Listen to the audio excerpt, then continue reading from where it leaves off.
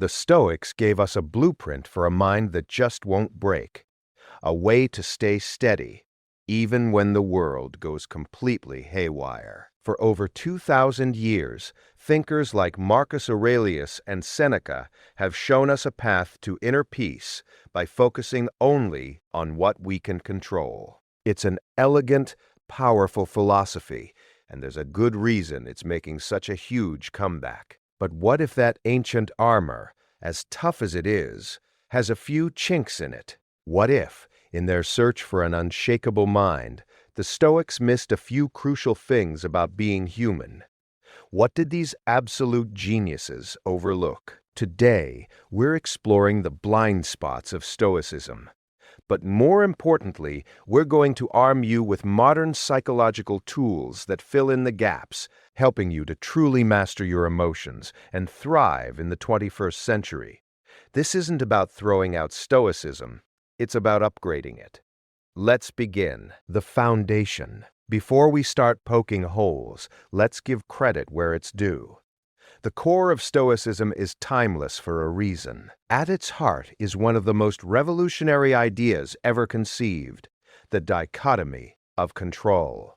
The simple truth that we don't control what happens to us, only how we respond to it, is the absolute bedrock of resilience. As Epictetus put it, it's not what happens to you, but how you react to it that matters.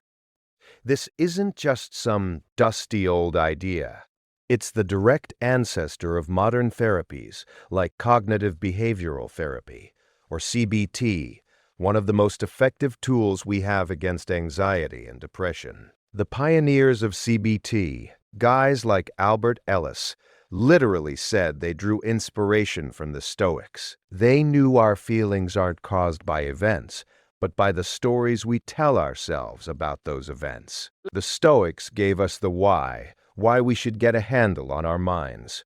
They gave us the goal, a life of peace and virtue. But where this ancient wisdom can sometimes leave us hanging is in the specific, evidence-based how.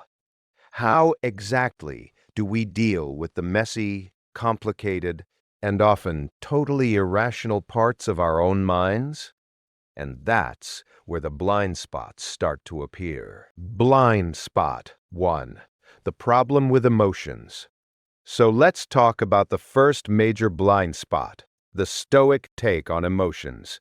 Now, a common knock against Stoicism is that it's all about suppressing your feelings and having a stiff upper lip.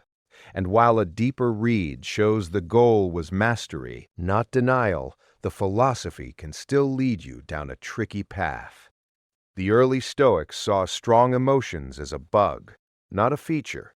Describing anger, for example, as a temporary madness, here's the problem. Trying to ignore or bottle up your feelings doesn't work. It actually makes them stronger. It's like trying to hold a beach ball underwater eventually. It's going to shoot up and smack you in the face. Modern psychology teaches us that emotions aren't the enemy of reason. They are data. Anxiety isn't just a hassle. It's a signal that something needs your attention. Sadness isn't a weakness. It's proof that you've lost something important. Ignoring these signals is like ignoring your car's check engine light. You can for a bit, but a breakdown is inevitable. In fact, some studies show that just trying to suppress your problems and feelings can seriously harm your well-being. This is where modern psychology hands us a much better toolkit. Instead of suppression, we have cognitive restructuring. This is a core CBT technique the Stoics were so close to figuring out. It's not about ignoring a thought like, "I'm going to bomb this presentation." It's about catching that thought and putting on your lab coat. You ask yourself, what's the real evidence for this? What's the evidence against it? What's a more balanced way to see this? You don't suppress the feeling, you investigate where it came from. On top of that, therapies like dialectical behavior therapy, or DBT, give us tools for emotional regulation. DBT gets that sometimes an emotion is just so painful that telling yourself to be rational is completely useless. Instead, it offers practical, in-the-moment techniques to ground yourself. Focus on your five senses. Hold a piece of ice. Use a specific breathing pattern to hit the brakes on an emotional spiral. These are designed to calm your nervous system first, so you have the space to think clearly later. The Stoics wanted us to build a fortress. Modern psychology gives us the fire escapes for when the battle gets too hot inside the walls. Blind spot 2. The action paradox. The second blind spot is a sneaky one. The action paradox. The Stoic focus on accepting what you can't control is incredibly powerful, but it comes with a hidden risk: passivity. If we lean too hard into accepting fate, we might forget to act in situations that, while tough, can actually be changed. Critics argue that too much acceptance can lead to a sense of helplessness, especially when we're up against big problems that need us to push back, not just endure. The dichotomy of control is brilliant, but life isn't always a simple "in my control" or "out of my control." There's this huge middle ground of things we can influence. Think about your health, your career, your relationships. You don't have total control over them, but you're definitely not powerless. Just resigning yourself to fate in these areas isn't Stoic virtue. It's giving up. The modern tool to fix this is agency and proactive coping. The idea is that acceptance isn't the last step. It's the first step that clears your head so you can take effective action. A therapy called Acceptance and Commitment Therapy, or ACT, nails this. ACT teaches us to accept what we can't change, like painful memories or feelings of anxiety, while committing to actions that line up with our deepest values. So, maybe your value is community. You accept you can't end all injustice, but you take committed action by volunteering. Maybe your value is health. You accept your genetic lottery and you commit to action by focusing on the diet and exercise you can influence. The Stoics had a practice called voluntary discomfort, like taking a cold shower, to build toughness. Modern psychology refines this with behavioral experiments. Instead of just enduring something to prove you can, you form a hypothesis. I'm afraid that if I speak up in the meeting, everyone will think my idea is dumb. Then, you run the experiment.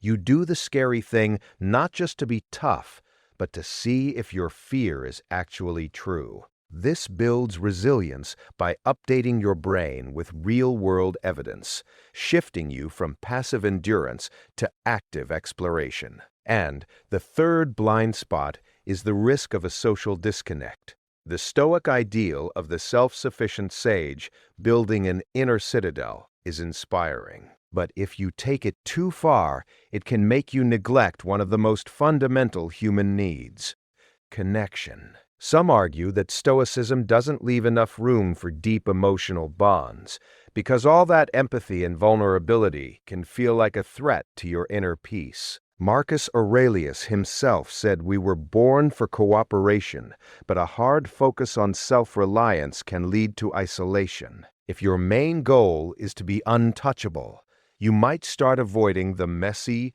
unpredictable, but amazing business of deep relationships. You might not ask for help when you need it, thinking you should handle it all yourself, but that just cuts you off from support and robs others of the chance to truly connect with you. The modern update here is powerful.